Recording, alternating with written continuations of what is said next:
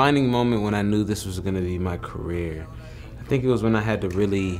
make a decision between, you know, going to work and making sure I had a paycheck that day, or going to the studio and maybe getting fired that day. So I think, you know, I had made a conscious decision to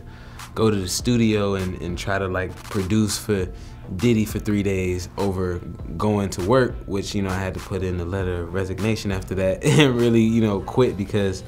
it just, you know, it was a choice that I felt like I had to make. I couldn't really do like I did growing up, where I had to pick, you know what I'm saying, I could do a little bit of this and a little bit of that. I had to really dedicate myself to this and really take it as a job. Hottest producer in the game right now, I mean, I would have to say, you know, definitely DJ Mustard has been having his run as, you know, one of the hottest producers, just I think worldwide, you know, stretching from the West Coast all the way, you know what I'm saying, to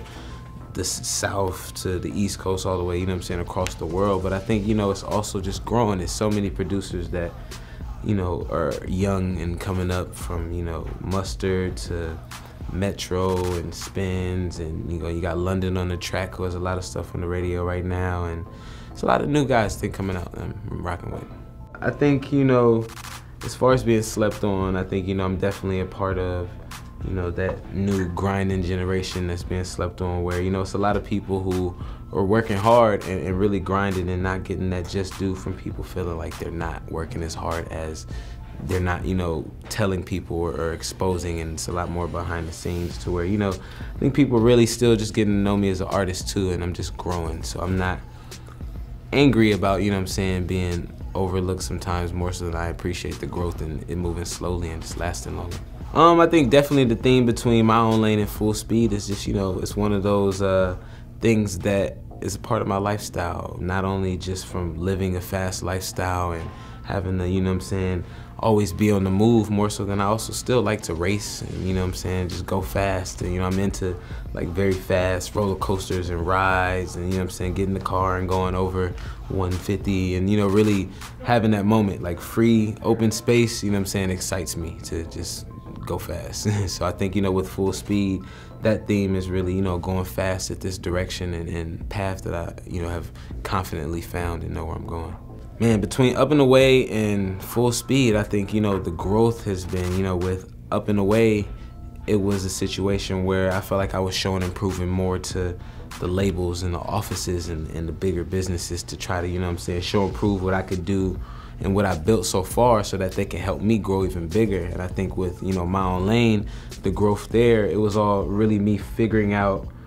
you know, how I could grow as an artist but still feed my core base and all the people that rock with me independently. And I think, you know, with Full Speed, I've found that out and, you know, have grown the acceptance of my core fans and my new fans, and figure out how to feed them both and have that balance, you know. And I think, you know, it's one of those points where, you know,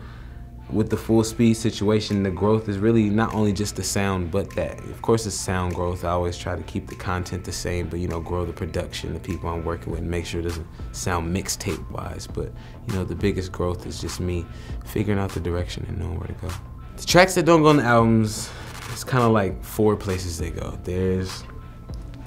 the ones that, you know, there's the ones that make the album, there's the ones that are like mixtape, leak records, some that I feel like I can, you know, release, and the producer that, you know, made the beat's not gonna be mad about it. I don't really mind this idea getting across as it being something that was like an album leftover that, you know, I had too many of. And then there's the ones that I feel like are for other people. You know, those are the ones that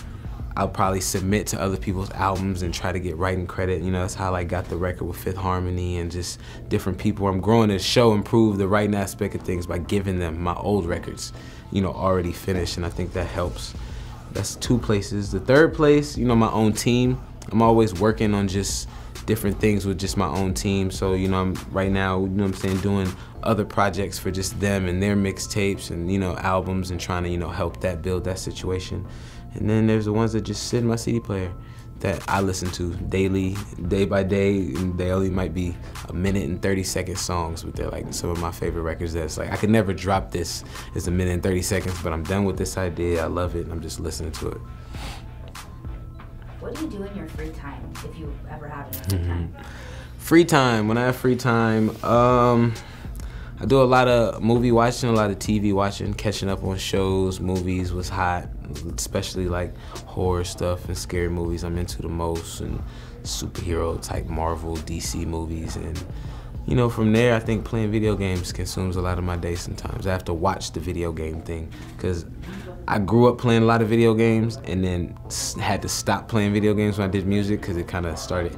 distracting, you know what I'm saying, the work process of things, to where now I kind of get back into it and really sit and play for like 6, 7 straight hours, and I'm like, yo, where'd all the time go?